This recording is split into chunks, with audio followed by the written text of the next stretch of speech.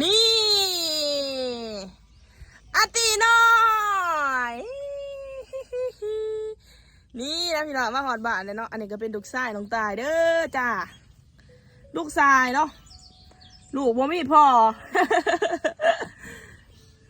ตอนนี้เนี่ยน้องตายสิพาไปเบิ่งบรรยากาศทงไฮทงหน้านะพี่น้องว่าจะเป็นจังไหนเนาะนี่กะเอาไปพร้อมแล้วไปเบิ่งกันเด้อพี่น้อง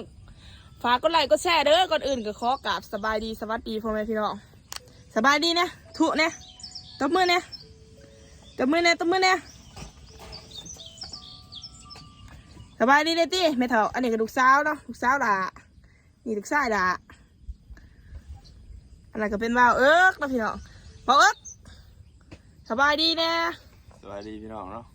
สวัสดีน้องเอฟซีของตายมันมาบ้านมาเนี่ยก็มาบ้านเนาะอันนี้ลูกชายจะบอกไอ้แม่นลูกชายใส่กับเมียเก่าลูกชายกับเมียเก่าโอ้ยเนาะพ่อกับญาติเอาพ่อกับอยากไรจะเป็นลูกชายนี่อันตีนี่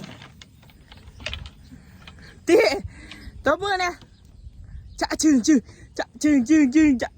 งอัปเดตสถานการณ์น้ำท่วมวันที่วันที่16นะพี่น้องวันที่16ปี2025วันนี้น้ำก็ลดแล้วเด้อจ้าเย่เนาะเดี๋ยวน้องตายสิพาไปเบิ่งอยู่หัวหน้าพี่น้องนี่เนาะโอ้น้ำลดแล้วพากันไถหน้าไรแล้วเด้อพี่น้องนี่มอบอยดังไถหน้าอยู่เนาะโอ้เหือกข้างโคกเลย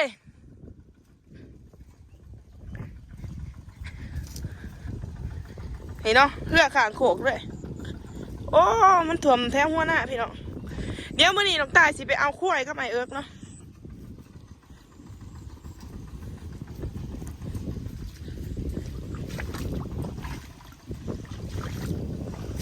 นี่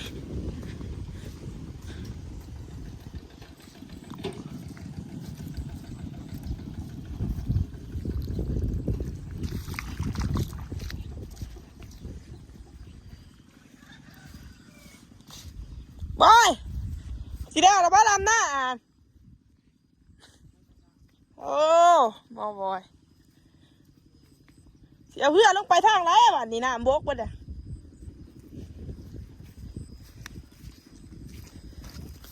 โอ้ตะกี้มันถ่วมเบิดได้แถวนี้พี่เนาะ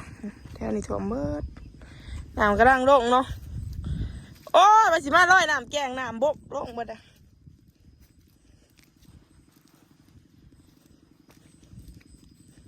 โอ้หมื่นขนาดเหือขางโขกเลยเสียเอาขึ้นจะได้แบบนี้เหือ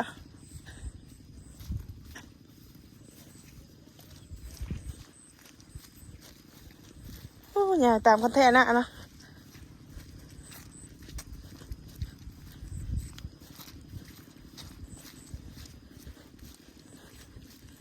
นี่เหือตะกี้โอ้ผูกไว้อีกแกนเหือไปโอ้ตะกี้มันถ่วมเมื่อได้แถวนี้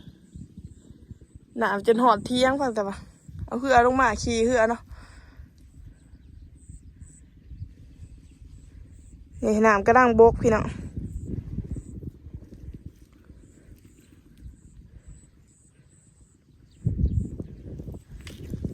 นี่ก็เป็นเหือพายเนาะถ้าว่าน้ำท่วมสื่อเหือถ้าว่าน้ำท่วมแม่นขี่เหือตัวนี้นี่หอยอุ๊นี่อยู่บ้านนี่อึดหอยบอกโอ้เอาหอยไปจีก่อน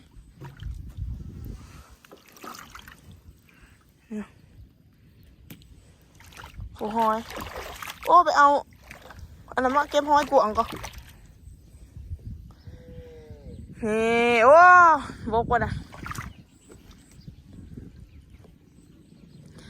ปกตินี่ไอ้หน้าโอ้ยังใดอยู่เลยพี่น้องซะนะพูนแต่หัวหน้านี่ดำบ่ได้เด้อน่ะดำบ่ได้แท้ๆแหละหัวหน้ามันยังได้ยานมันถ่วมกะเนาะ นี่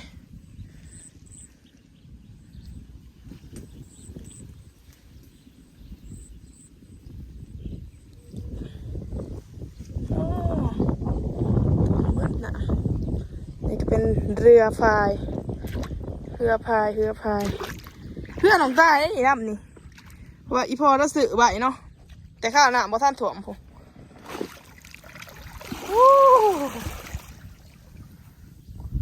อีพอเราจอดได้เฮ้ย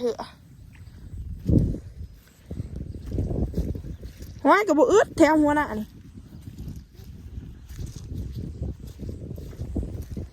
ตะกี้จะบ่เห็นข้างหน้าอะไรหนามันถ่วมจะเพียกแอวมาเมื่อนี่พ้นเศร้าโต๊ะมันโบกเนาะ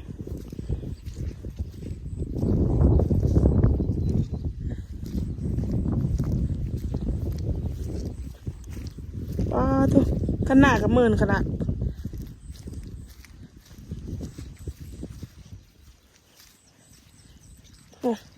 เกือบขนาดขาดโอ้โถ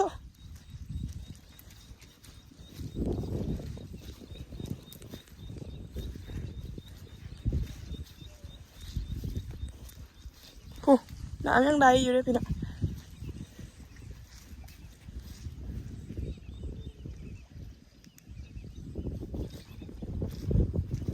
อัปเดตสถานการณ์น้ำท่วมวันนี้น้ำก็ลดแล้วเด้อ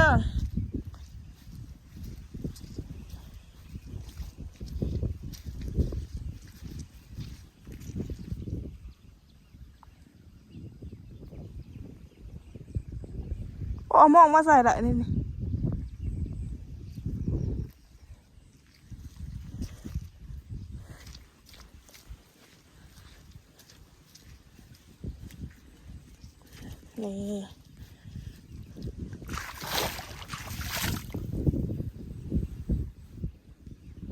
ข้างหน้ากับผม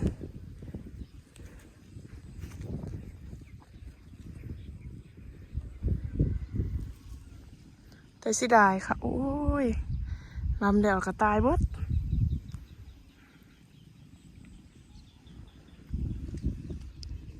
เป็ดไฟเด็ดนี่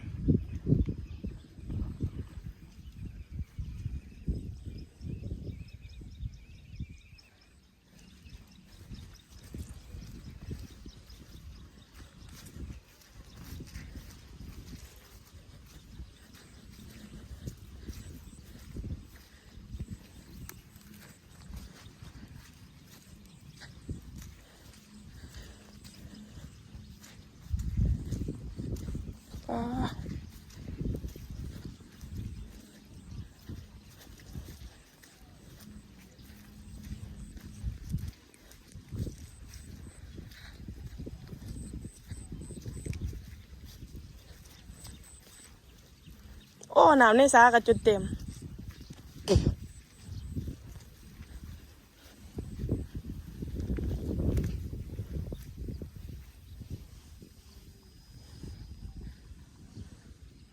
แต่ว่าทั้งหัวหน้านี่มันยังอยากได้อยู่เนาะน้ำนี่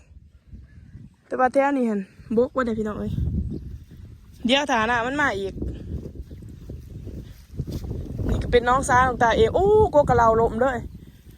โธ่ก็กระเราน้องตาโยดบ่พี่น้อง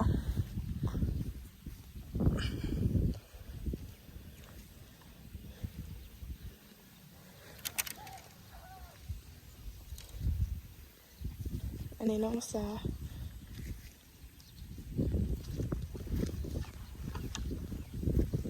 เดี๋ยววันนั้นสิเอามากระโพดมาปลูกแถวหิมซากับกกบักทั่วเนาะนี่ซาอันนี้เป็นน้องซาน้องตายหน้าอันนี้หน้าน้องตายพูนพี่น้องพูนเอียมาพี่พูนนี่สีเขียวๆนี่ไม่พูนเนาะจะไปห่อเทียนบ่ดังข่าทีเลยแต่ว่าบ่มีประโยชน์ยังเมื่อยลำหน้าผักแบนเก็บไปกินกับแกงน้ำใหม่นี่สิไปหาลำหน้าคนบัดนี้พี่น้องเลย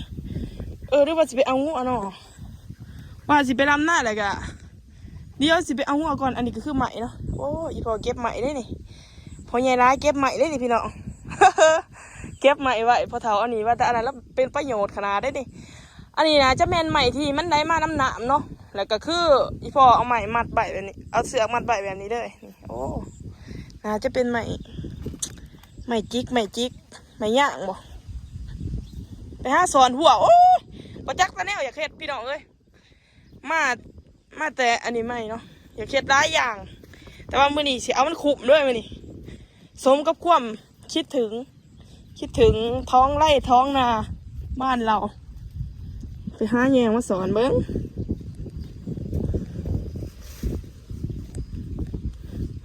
อยากลำหน้ากับปนัดอยากหาหน่อไม้กับปนัดโอ้ย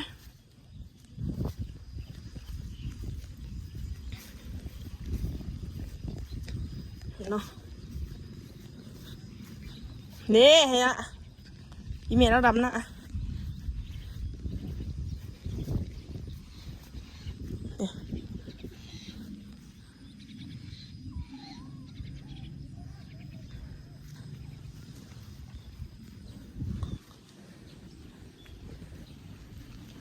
นี่เนาะให้ละเยอะกว่าลำหน้าลำวันโอ้ทั้งหัวหน้านี่กันน้ำยังแกงโอ้อะไรแห้งลายผูขาวๆแมนเบิดพี่น้องเลยน้ำมันถ่วมเนาะมาได้จังสิไปเก็บเอานี่มาเด้อพี่น้องให้อยากลำหน้าเด้อมาเด้อจ้า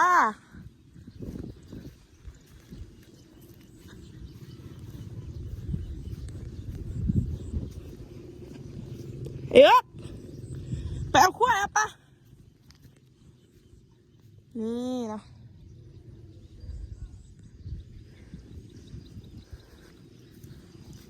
สอนหัวแอนโซชิมี่ครับแม่บอกพี่ว่าแย่งเขาอยากสอนหัวนี่เขาจะกินเนาะนี่เราลำหน้ากันตามประมาณนี้หน้ากับประมาณนี้เลยพี่น้องเนี่ยข่าวจะใช้ละไป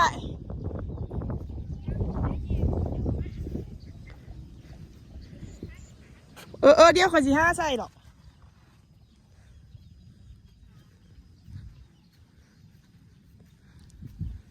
นี่เนาะ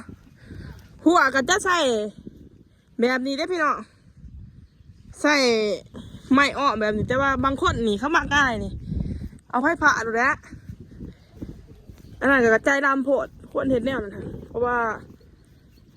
ซัดมันกับโบจักขวมเนาะมันก็กินเป็นธรรมดาแล้วคนยังกินเขาซัดมันก็กินคือกันเห็นแล้วแต่ว่า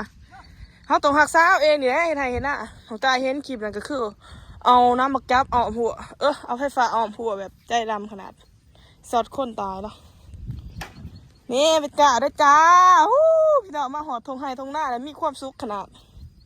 นี่เนาะนี่บอแล้วนี่น้องพี่น้องตอนนี้น้องใต้กะขึ้นมาหอดเทียงแล้วเนาะเดี๋ยวสิไปเอางัวคลิปต่อไปสิไปเอาขั้วน้องพี่น้องคือย่างลัดทงไปพูนไปพูนเนาะใส่เวลาอยู่เกือบ20 กิโลเมตรเนาะการสำหรับคลิปนี้ก็สิจบเพียงสำนี้เด้อฝากกดไลค์กดแชร์กดติดตามเพื่อเป็นกำลังใจให้น้องใต้เด้อบ๊ายบาย